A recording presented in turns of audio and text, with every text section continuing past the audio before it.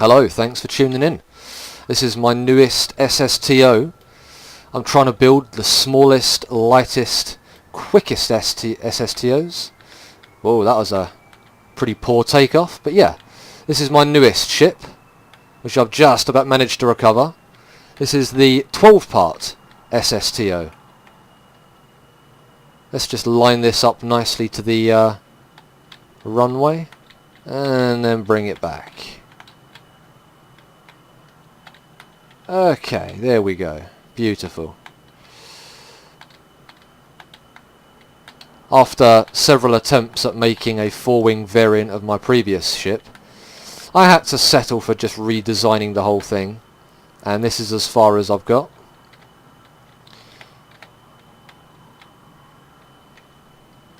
Similar in design to my previous one. This runs with a similar amount of fuel. I could easily lower it, but there's no need. It doesn't save much fuel. I could quite easily lower the liquid fuel by 40 or 50 and half the amount of oxidizer, but the amount of fuel saved, well, weight saved, wouldn't be that much to make a huge difference. But let's take this thing up to ×4. Get up into orbit nice and quickly. Same as last time, I try to keep the angle of ascent to just under 10 degrees if I can. Between 5 and 10 is a fairly good number. You find as you gain height, it automatically increases. So if you just keep it to 5, and then when it gets to 10, bring it back to 5, it's a pretty good number to aim for.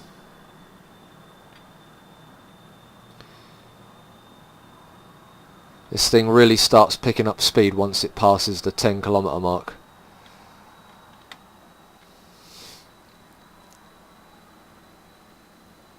That fuel burning incredibly slowly.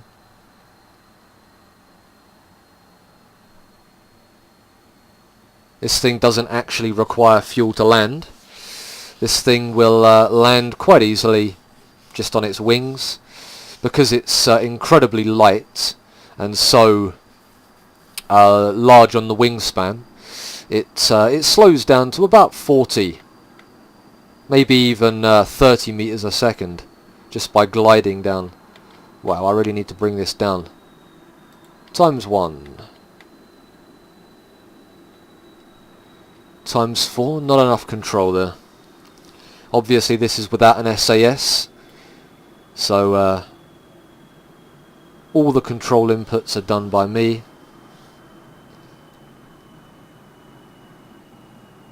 Holding it steady is not easy at ×4, but as you can see, it's pretty stable. Doesn't really require a lot of additional input from myself. I'm hoping to get it up to about the same speed as I managed in the last video with my 23-part.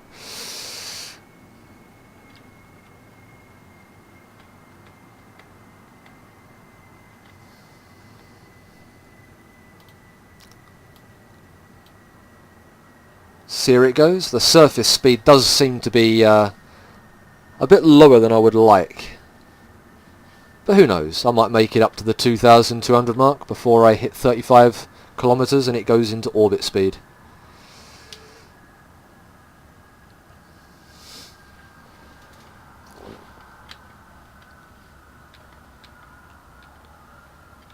Oh, there's 2.1. Gonna have to start lowering my throttle soon. Just start bringing it down now. Try and keep that engine from cutting out. I end up losing a lot of speed that way. Okay. 7, 8, 9, 2.2. Beautiful. There it is. An orbit. 2.4 practically. We seem to be on course to have the perfect ascent. I'm just going to hold this for as long as I can. and we'll see how high I can get. The longer I can maintain some thrust, the less amount of height I'll end up losing from my periapsis. Let's have a look. The apoapsis is 127,000 and the periaps is 2,000. This is actually my best ever attempt.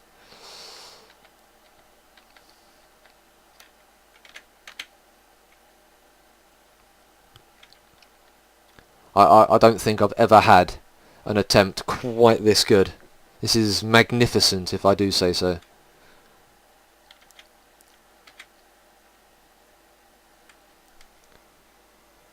That engine is still holding.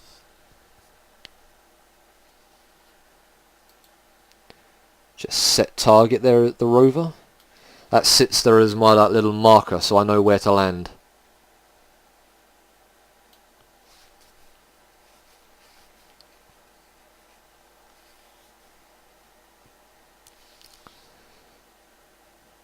Where are we? Currently at 56,000. I might as well switch this to ×4 now. Them engines are long dead. Once I hit the 70,000 I can fast forward up to the, which is now 130,000 on the apoapsis. And then we'll be laughing. Oh, bring that down. But yeah, as you can see, this is incredibly efficient. I mean, 130,000 apoapsis straight off the bat. If this thing had a full fuel tank, you could probably take it to a different planet. You could easily orbit a moon or something and use that to get out into the sun's orbit. Right, let's shut that engine down. Activate my little mini rocket engine. And then just nice gentle input here. Too much and I'll end up spinning it because obviously no SAS, and with only one rocket engine, if I put too much in I'll end up spinning it. I've also got to watch the electric charge because there's no batteries or solar panels, so the electric charge very quickly diminishes if I'm not careful.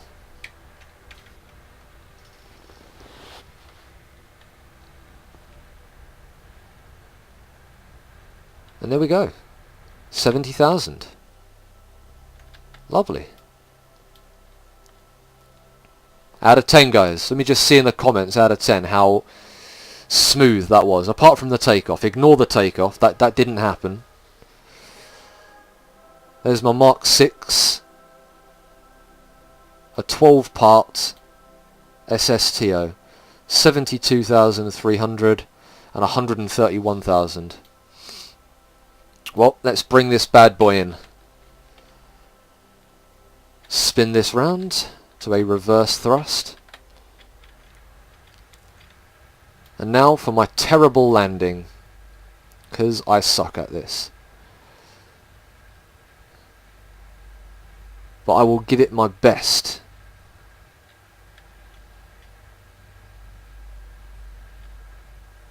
Where should I stop? I'm thinking there. 33. I need to land just over here.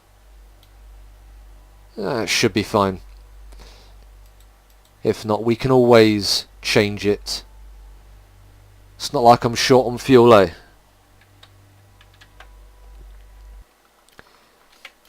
Right then. Let's swap the engines back. Activate that one and shut down the little rocket one. Should probably straighten myself up as well.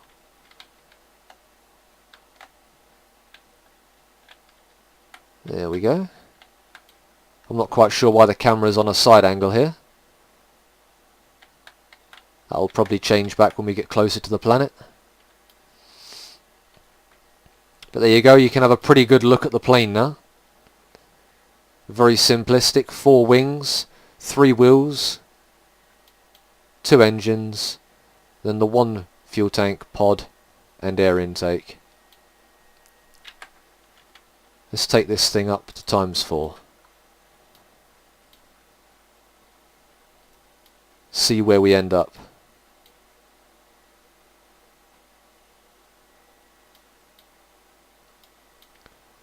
There's where we're looking to land.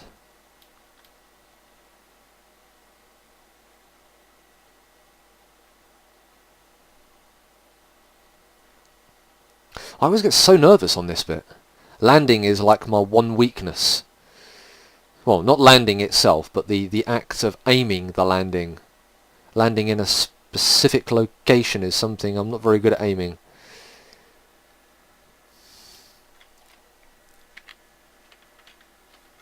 Okay, there it is.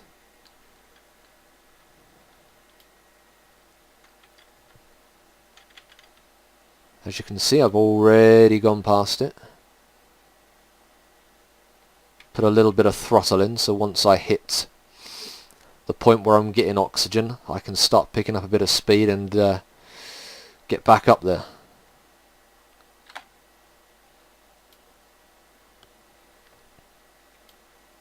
Which should have already happened.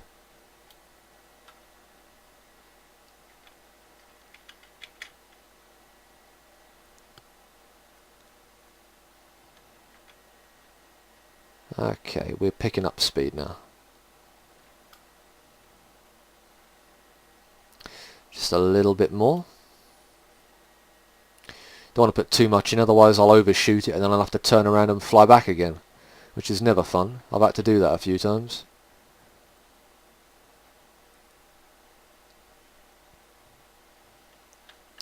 Okay, I think we'll leave it there. Can always add more if needed. Like when making gravy. You can always add more gravy powder, but you can't take the gravy powder out. You just need to add more water. And as we know from, you know, any electrical courses, adding water to electrics is really bad, so let's just keep adding the gravy powder and not water. That's just going to mess us up. We seem to be coming down pretty nicely here, actually.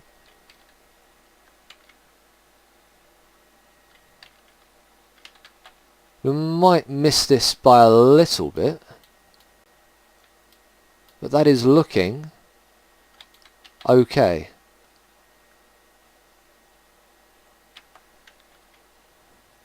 Alright. Well, hey. I should probably put this on ×1.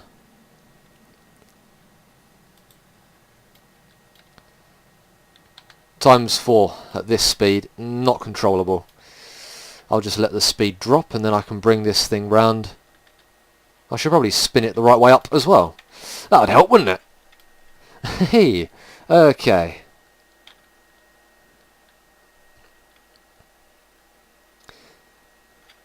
Just need to glide this bad boy round. Like the other craft, it's pretty agile. Not as agile, admittedly, but I can spin it with the Q and E buttons, just to make good old Bill Ong Kerman. Sounds like a druggie. Good old Bong Kerman.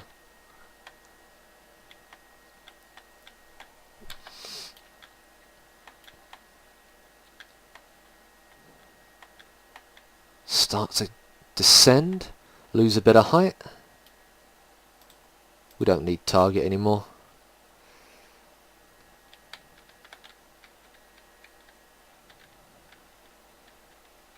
I like to imagine that I'm just coming down on Gatwick or Heathrow.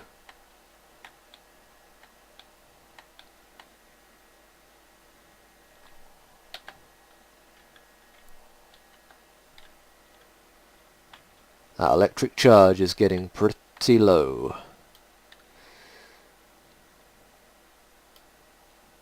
One of the downsides of not accelerating too much. You don't recharge that electric. But as I promised, You don't need fuel to land this thing. It slows down quite sufficiently. By the time this thing gets down to the runway, it'll probably be already stopped.